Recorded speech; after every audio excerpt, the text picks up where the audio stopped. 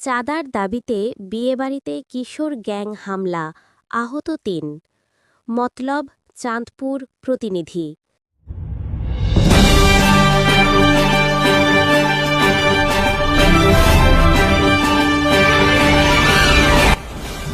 আপনারা দেখছেন বাংলাদেশ পরিক্রমা, বস্তুনিষ্ঠ সংবাদে আমরাই সর্বক্ষণ সচেতন।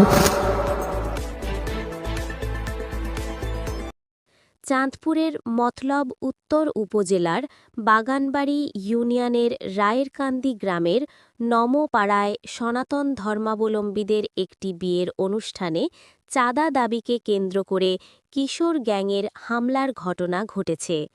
বৃহস্পতিবার ২৬ ফেব্রুয়ারি রাত ৯:৩০টার দিকে এ হামলার ঘটনা ঘটেছে।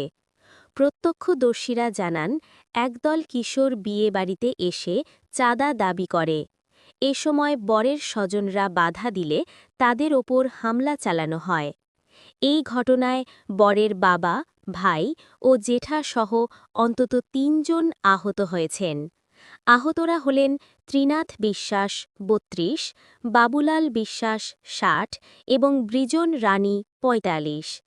তাদের স্থানীয়ভাবে চিকিৎসা দেওয়া হয়েছে বলে জানা গেছে।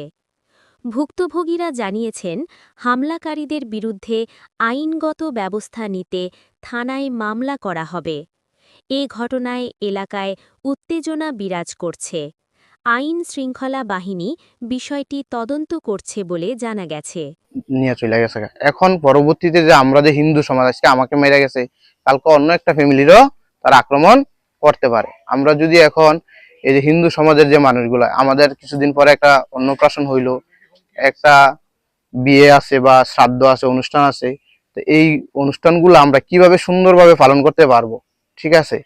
তো এই জন্য আমরা আইনের সহযোগিতা চাই, যে এই আমাদের যে হিন্দু রীতি অনুযায়ী যে আমাদের যে ধর্মীয় যে কাজগুলো হয়, ঠিক আছে, ওগুলা কিভাবে আমরা সুন্দরভাবে সবাই পালন করতে পারবো। আমাদের যে একটা স্বাধীনতা আছে এই দেশে থাকার জন্য বা আমাদের যে অনুষ্ঠানগুলো পালন করার জন্য, সেই স্বাধীনতাটুকু আমরা চাই। দেখেন, প্রতিনিয়তই আমাদের উপর আক্রমণ হচ্ছে, আজকে এখানে হচ্ছে, কালকে ওইখানে হচ্ছে, হইতে আছে। আমরা এটার কোনো ভালো কোনো একটা সুন্দর একটা রেজাল্ট পাইতেছি না। আমরা